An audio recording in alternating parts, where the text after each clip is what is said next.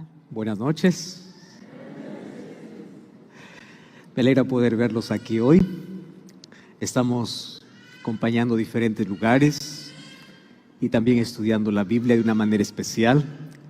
Felicitaciones por haber elegido estar aquí, teniendo diversas opciones hoy de poder estar en cualquier otro lugar, mas hoy decidieron estar aquí. Y la razón es muy simple. Antes de que nosotros visitemos la casa donde se adora a Dios, Dios primero visita nuestra casa.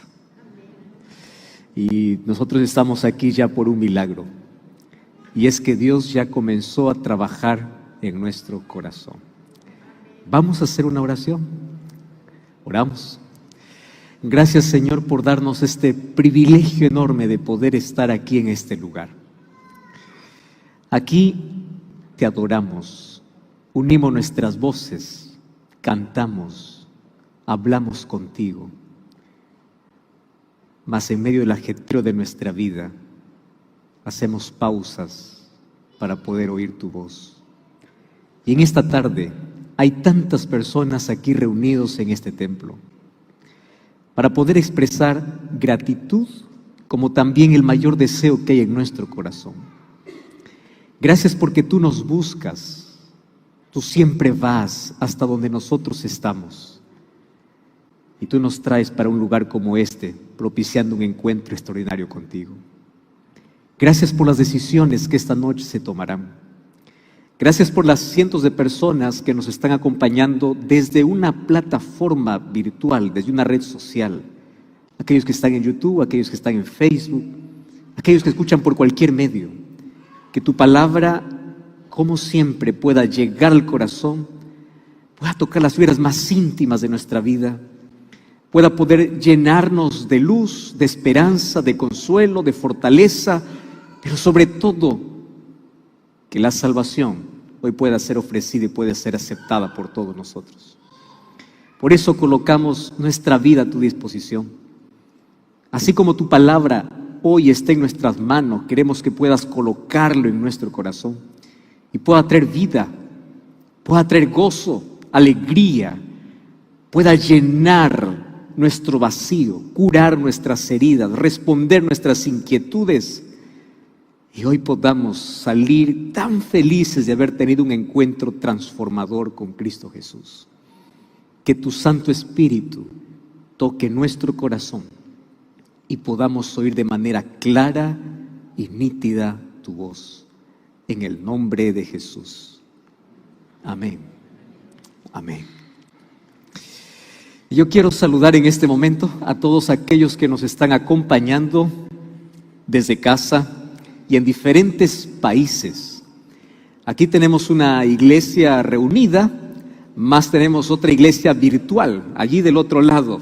Lo que nos separa no son kilómetros, es apenas una pantalla. Y aunque esta pantalla puede ser fría, es también el instrumento que Dios usa para poder tocar muchos corazones. Durante estos días aquí estoy escuchando lindas historias de personas que fueron alcanzadas por estos medios de comunicación. Y doy gracias a Dios porque Dios reservó para este tiempo del fin estos medios que puedan llevar el mensaje cruzando cientos de fronteras, viajando miles de kilómetros, y de pronto en un instante aparecemos dentro de casa sin tocar la puerta. Y el Evangelio es esparcido. Y el Evangelio trae vida y trae decisiones. Así que felicitaciones a ti por estar allí, primero participando en un grupo pequeño. Toda la asociación aquí en Chile tiene ese plan de poder durante estos días, mientras nos reunimos en un lugar, estar en otros lugares en grupos pequeños. Y si tú tomas la decisión hoy por el Señor, pues gloria a Dios por eso, hemos estado orando por ti. Y si tú estás no en un grupo pequeño, sino estás en casa, estás viendo o escuchando desde tu automóvil, desde el hospital, desde tu cuarto, desde el lugar donde estés, no solamente eres bienvenido, sino que también estás invitado para que te quedes aquí porque Dios tiene una palabra especial para ti. Muy bien, ha llegado el momento entonces de poder hoy abrir una vez más la Biblia y poder permitir que Dios pueda hablar como siempre a nuestro corazón. ¿Saben ustedes cuál es el mayor milagro que los seres humanos esperan? Los seres humanos esperan milagros de acuerdo a su perspectiva y al concepto de milagros. Nos encanta hablar de milagros, pero creemos que los milagros solamente se limitan a curación. Y yo creo que los mayores milagros que todos esperamos tienen que ver con el milagro de ser curados. Personas que están en hospitales esperan el milagro de curación del cáncer, curación de una enfermedad terminal, curación de algún problema. Los seres humanos buscan milagros cada vez que se trata de curación. Mas el mayor milagro que Dios ofrece para todo ser humano va más allá de curación. El mayor milagro que Dios hace y ofrece para el ser humano es el milagro de restauración. Y restaurar va más allá de curar. Dios puede curarnos de una enfermedad, puede. Pero Dios no solamente quiere curarnos, Dios quiere restaurarnos. La restauración va más allá de la curación física. La restauración va con la plenitud, con la esperanza, con el sentido. La restauración tiene que ver con el cambio interior. El mayor milagro tiene que ver con el cambio de mente. Hay cirugías para todo. Cirugías para poder quitar ciertos problemas físicos. Incluso hay cirugías para poder ayudar al corazón cuando éste está funcionando mal. Mas no existe una cirugía para cambiar de mente. Esa cirugía es divina y Dios lo puede hacer. Y a mí me encanta ver que en la Biblia a Dios le encanta escribir los mejores guiones. Y cuando hablo de guiones estoy hablando un poquito aquí de comunicación. Ustedes pueden ver, aquellos que ven los diversos programas de televisión o de radio, detrás de cada programa hay un guión, hay una estructura, hay gente trabajando. Porque uno solamente ve la pantalla, pero detrás hay un trabajo arduo. Ese trabajo previo es invisible. Tú apenas puedes ver a quien presenta, tú apenas puedes ver a aquello que está delante de tu vista por medio de una pantalla. Pero detrás hay tantas cosas y esfuerzo y trabajo, inversión y recursos y gente. Ahora quiero que entiendas algo. Cuando Dios escribe guiones, aparentemente Él no aparece en escena de manera tan visible. Apenas aparece en la pantalla la historia de vida transformada. Pero detrás de cada historia hay un milagro. El milagro de restauración. Y detrás de cada milagro hay un guión estructurado por Dios, paso a paso. Desde el momento que tú vienes a la existencia, Dios ya escribió algunas líneas importantes para ti. Lamentablemente, el ser humano siempre intenta huir del plan de Dios, escapar de Dios, viviendo su propia vida. Y aquel guión perfecto que Dios tiene para nuestra vida puede ser desviado, distorsionado. Pero una de las cosas que me encanta ver es que Dios no desiste. Dios quiere cumplir su plan. Dios quiere cumplir su propósito. Dios quiere escribir el guión.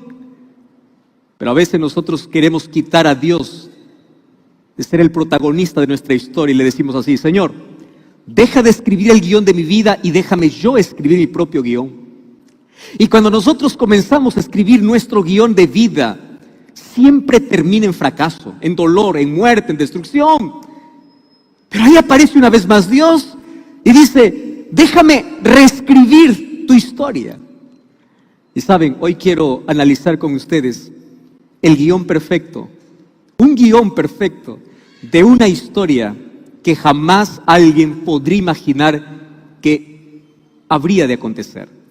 Y hoy quiero que juntos podamos ir para poder entender 6 puntos de un guión de Dios. El guión de una historia, de un milagro, de una vida. Y ese guión puede ser escrito también en tu vida. Vamos a la Biblia, al libro de Hechos, capítulo 9. Hechos, capítulo 9. A la verdad, Hechos 9 da como para hacer una serie especial de unas 2 semanas, analizando versículo por versículo, viendo los detalles de un Dios que prepara siempre encuentros. A mí me gusta ver de que Dios prepara, propicia encuentros transformadores. Cuando quiso cambiar la vida de la samaritana, fue hasta el pozo de Jacob, porque sabía que al mediodía esa mujer vendría. Y cuando quiso cambiar la vida del hombre más imposible, que se convirtió en el enemigo del cristianismo, Dios escribió un guión diferente. Por eso es que a mí me encanta escuchar las historias de conversión, porque ninguna historia se repite. Cada historia es única, cada historia es singular. La manera como Dios nos alcanza es de una manera extraordinaria porque es única, es irrepetible. Tu historia es un milagro. Y Hechos capítulo 9, versículo 1, comienza la historia mencionando un nombre. ¿Qué nombre? Saulo. Dice así: respirando amenazas y muerte contra los discípulos del Señor, vino al sumo sacerdote y le pidió cartas para las sinagogas de Damasco, a fin de que si hallase algunos hombres o mujeres de este camino, los trajese presos a Jerusalén. Mas yendo por el camino, aconteció que al llegar cerca de Damasco, repentinamente le rodeó un gran resplandor de luz del cielo. Déjame parar aquí, porque aquí tengo dos cosas para mencionarte. Número 1, Saulo. Ese nombre era el nombre más temido, que causaba terror. Cuando Cristo ascendió al cielo y dejó a los discípulos, apareció alguien queriendo terminar con el cristianismo. El nombre de ese hombre era Saulo. Pensar en Saulo para un discípulo del Señor era pensar en un hombre imposible de poder alcanzar. ¿Alguna vez tú ya pensaste, al mirar a una persona y pensaste así: yo creo que todos se pueden convertir menos él? Puede ser a veces el esposo, a veces la esposa, puede ser a veces un familiar, porque es la persona más dura que nosotros conocemos. Mas yo aprendí una cosa: Dios no conoce imposibilidades. Dios no conoce imposibilidades. Y la persona más dura puede finalmente ser la persona más entregada, porque cuando Dios escribe una historia, siempre va a comenzar por lo más complicado, por lo más difícil. Y aquí está Saulo. Y me encanta porque comienza mencionando el nombre y la razón de su vida. Préstame atención. Tu nombre tiene una razón por el cual vives. Entonces la primera pregunta que quiero hacerte en esta tarde es: ¿qué respiras? Tú puedes decir: pastor, yo respiro aire. No estoy hablando de esa respiración física. Cuando te pregunto qué respiras, te estoy preguntando: ¿qué es lo que te hace sentir vivo? Uno respira para vivir. ¿Qué respiras? ¿Cuál es el foco? ¿Cuál es la motivación? ¿Cuál es el motor de la vida? ¿Qué cosa hace latir tu corazón todos los días para poder levantarte y decir: ese es el propósito, eso es lo que quiero para mi vida? Lamentablemente, las personas hoy no respiran vida, sino respiran muerte. Cada día se despiertan miles de personas, no respirando amor, sino respirando odio, respirando rencor, respirando amenazas. Esa era la historia de Saulo. Saulo tenía una razón por el cual él creía estar vivo, y la razón era: yo necesito acabar con todo cristiano. A esos cristianos no se los llamaba cristianos, porque ese nombre lo reciben recién en Antioquía. Antes se les llamaba los del camino. Y si tú te fijas, es del camino con C mayúscula, porque camino era aquellos seguidores de Cristo, que era el verdadero camino. Pero en el siguiente versículo dice: él perseguía a los del camino, pero él tenía su propio camino. Préstame atención. Tú tienes dos opciones en la vida: o seguir el verdadero camino que es diseñado por Cristo, o transitar por el propio camino que tú quieres. Y eso va a depender cuál es la mayor motivación de la vida. ¿Qué respiras? Pablo solamente aprendió a respirar amenazas y muerte. Y ese es el reflejo de una sociedad actual. La sociedad de este tiempo solo respira muerte. Solo respira muerte. Porque un corazón sin Cristo, una vida sin Cristo, no puede respirar esperanza. No puede respirar paz. Una vida sin Cristo no puede tener un propósito más noble. El camino que el ser humano se proyecta siempre concluye en muerte. Una vida sin Dios es respirar muerte. Totalmente. Y ahí está Saulo, respirando solo amenazas y muerte. Y él tenía un plan. Y el propósito de su vida era: yo necesito acabar con todos los cristianos y para eso necesito de poder. Así que un día se fue a los sacerdotes y pidió cartas. Las cartas representarían el poder que él tendría para poder entrar a la sinagoga, sacar a todo aquel que está cantando, aquel que está adorando, llevarlos para Jerusalén y allá en Jerusalén destruirlos. Ese era el plan, la meta, el objetivo, el sueño que él tenía. Él pensaba hacer un favor a Dios eliminando a aquellos cristianos. Ahora, fíjate una cosa. Él está a punto de conseguir su plan. Yo conozco en la vida gente tan preparada y gente tan brillante que cuando se propone alguna cosa casi siempre lo alcanza. Conozco gente así. Gente que dice así: yo quiero tal cosa. No importa si está bien o mal, eso queda a tu criterio. Yo quiero y lo voy a lograr. Gente decidida. Y una de las cosas que Dios está buscando es gente que sepa lo que quiere. Gente que sepa a dónde va, qué quiere en la vida. Aunque a veces nuestros deseos sean los más equivocados. Aunque nuestros deseos nos lleven a la muerte. Mas cuando nosotros estamos dirigiendo para poder cumplir nuestro plan, nuestro objetivo, aquello que respiramos en la vida, bendito Dios que se coloque en nuestro camino. ¿Sabes para qué? Para cambiar nuestros planes. A esto yo lo llamo el fracaso humano, la oportunidad de Dios para cambiar un plan de muerte a un plan de vida. Benditos fracasos que en la vida te pasaron y te colocaron de rodillas porque te colocaron en la mejor posición para mirar al cielo. Benditas crisis que nos hacen detener en el camino para poder tener un encuentro con Dios. Yo no quiero que tú te molestes cuando algún momento hay un plan en tu vida y parece que ese plan fracasa. Estás a punto de casarte y de pronto descubres un día antes de casar, todas las tarjetas están invitadas o están distribuidas, la gente está invitada y tú descubres que ese plan fracasó. No llores, agradece, puede ser la oportunidad que Dios tiene para poder mostrarte un mejor camino. No te desesperes cuando tu negocio, cuando esté en el mayor auge, quiebra, cae, fracasas. No te desesperes, solo apenas tienes que confiar. A veces Dios aparece en nuestro camino frustrando nuestro plan y no lo entendemos. ¿Será porque es la única manera y el único lenguaje que los seres humanos hemos aprendido? En el dolor, aprender a escuchar y a poder ver que Dios tiene un plan mayor para nuestra vida.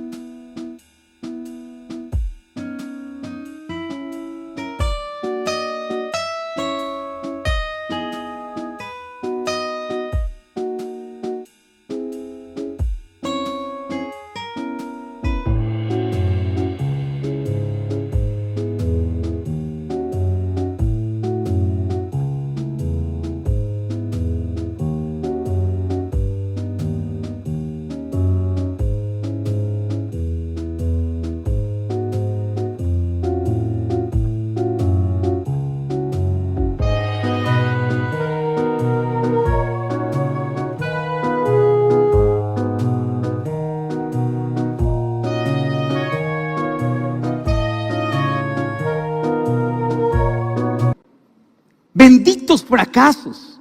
Quiero que entiendas una cosa. Pablo decidió y dijo: yo necesito acabar con el cristianismo. Tengo las cartas, tengo el poder, tengo la estrategia, tengo los militares, tengo todo. Vamos para allá. ¿Tú sabes cuántos días caminó de Jerusalén para Damasco? 6 días. El lugar era inhóspito. Yo estuve en Israel hace algunos años atrás grabando un proyecto del santuario en un formato DVD. Recorrí muchas tierras bíblicas, pero una de las cosas más difíciles de Israel, especialmente en tiempo de verano, es poder caminar por aquellos desiertos realmente desesperantes. La arena comienza a hervir en el calor del día. Esa fue la grabación más complicada que yo ya tuve. Moscas por todo lado, animales por el desierto y ese calor sofocante. Mas para aquel que quiere algo, ¿qué le importa?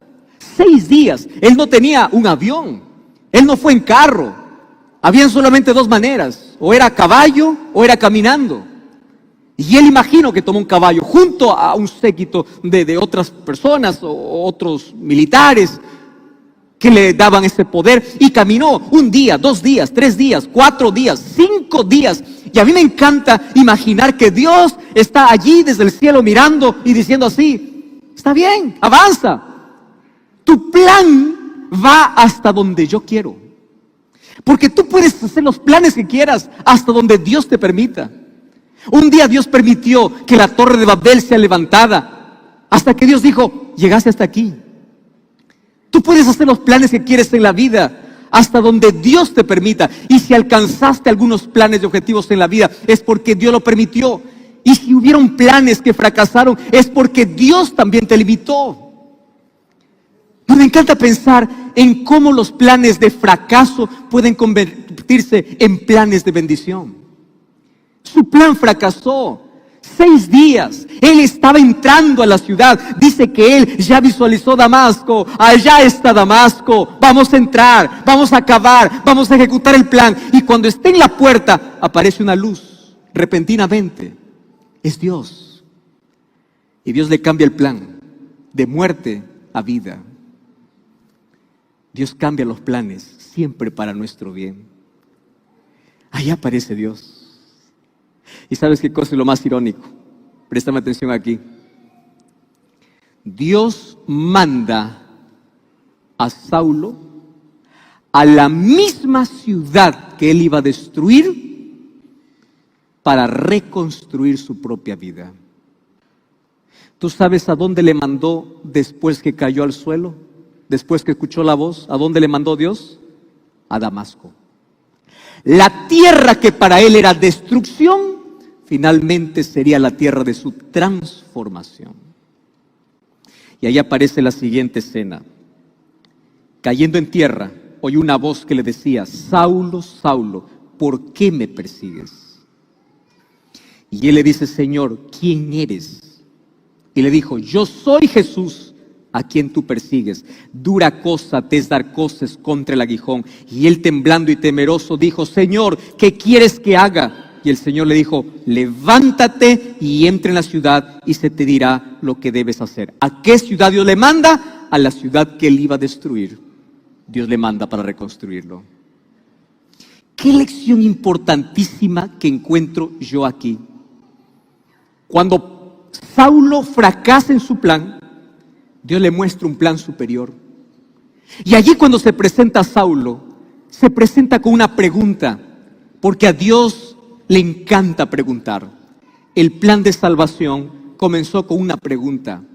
Dios le dice a Adán y Eva: ¿dónde estás? Una pregunta. No porque Dios no sabía dónde estaba Adán y Eva, sino porque quería que Adán y Eva sean conscientes que están distantes de él. Un día, cuando Elías está huyendo en el desierto, Dios aparece y le pregunta: ¿qué haces aquí? No porque Dios no sabía, sino porque Elías tenía que reaccionar.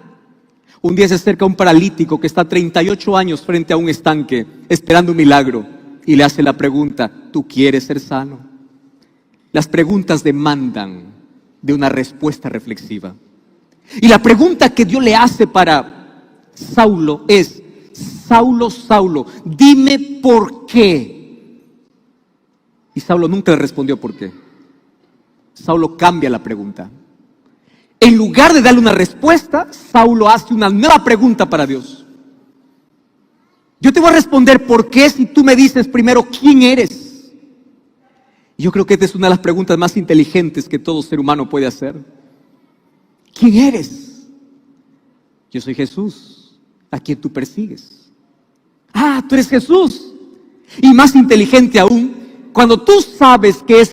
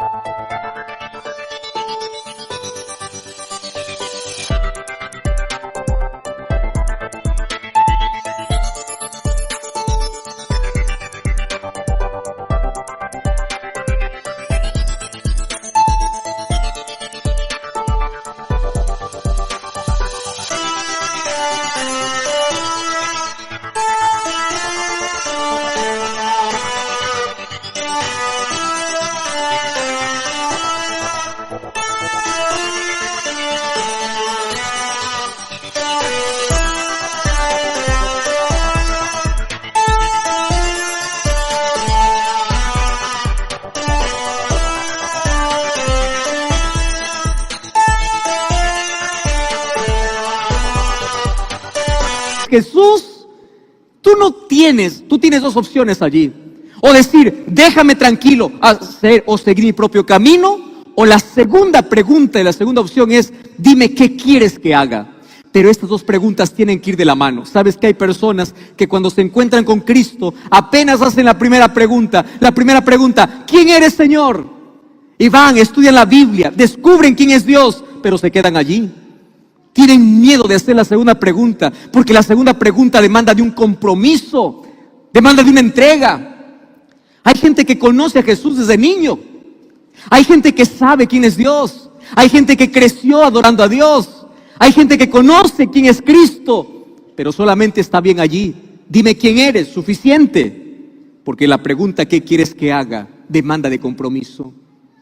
Cuando le dice ¿qué quieres que haga, Saulo? Lo que le está diciendo es, dime cuál es tu plan, cuál es tu voluntad. Yo me cansé de seguir mi propio camino. Dame el propósito para mi vida. ¿Qué quieres para mí?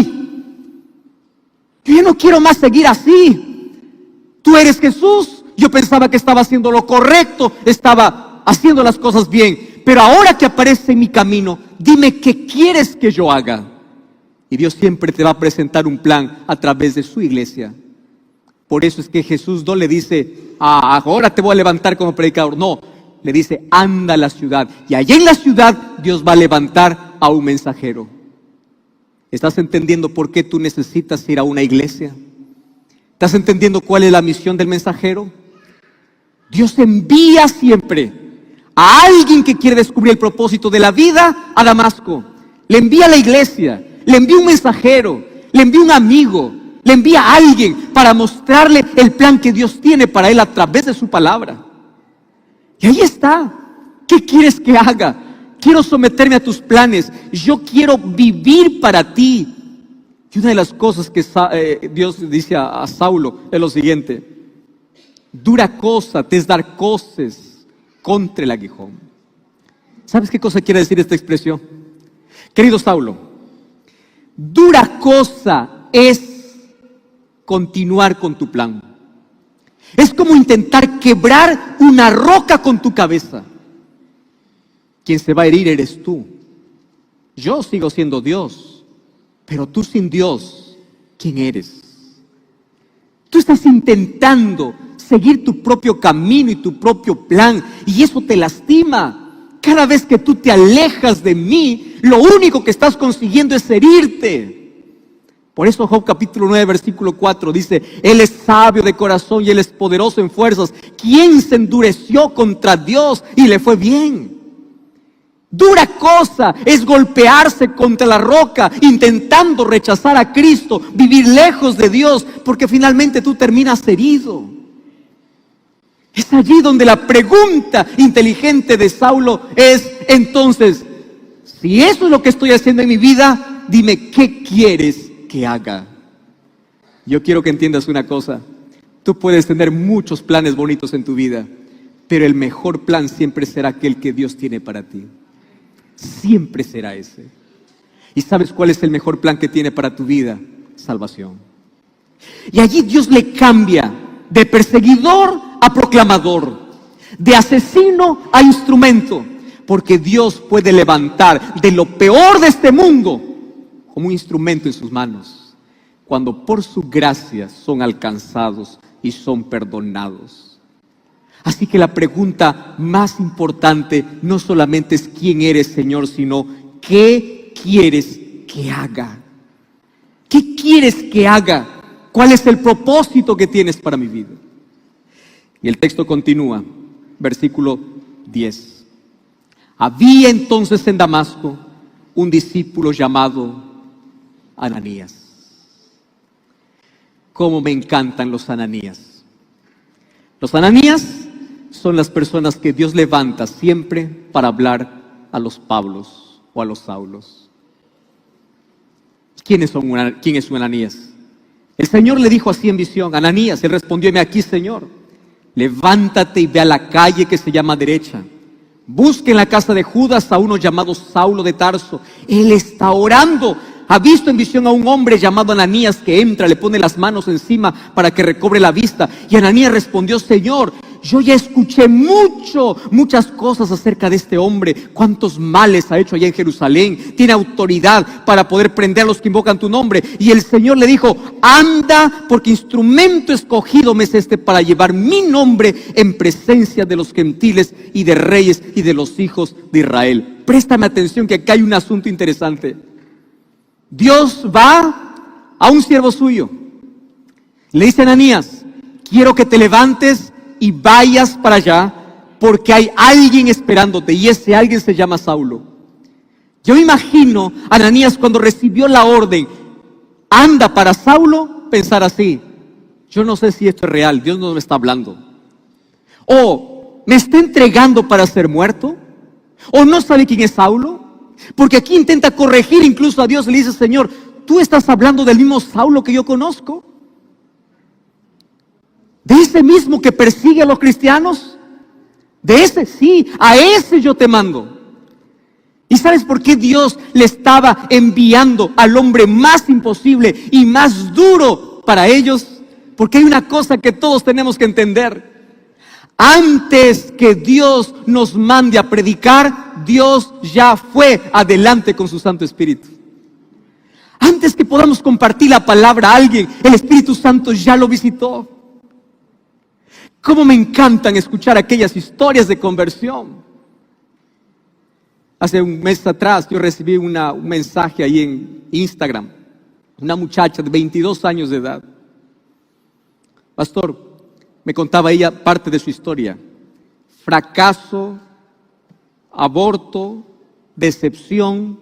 3 veces le fueron infiel. Llegó un tiempo en la vida, a sus 22 años, que pensó: yo no sirvo para nada, yo ya no quiero más vivir. Un día entró en un cuadro depresivo. Fue para el psiquiatra le medicó. Los medicamentos no estaban funcionando bien, probablemente ella no seguía todas las indicaciones, hasta que un día ella decidió quitarse la vida. Eran 2 de la mañana. El día siguiente, al día anterior, había comprado veneno para ratas. Ese sobre amarillo lo había colocado justamente allí en la gaveta de la cama donde ella estaba. Y durante 1 o 2 días estuvo allí y no tenía el valor, no tenía el coraje, hasta que un día el dolor era tanto que quería arrancar ese dolor y dijo: yo ya no aguanto más, yo quiero morir. Así que ella planificó su muerte. Un día antes compró una gaseosa de 2 litros y ella dijo: para que el dolor sea menor, o para poder aliviar mi sufrimiento, yo voy a colocar este veneno en esta gaseosa. Así que no pudo dormir toda la noche. En su cabeza rondaba tantas cosas solamente de fracaso, porque Satanás sabe cuál es tu punto más vulnerable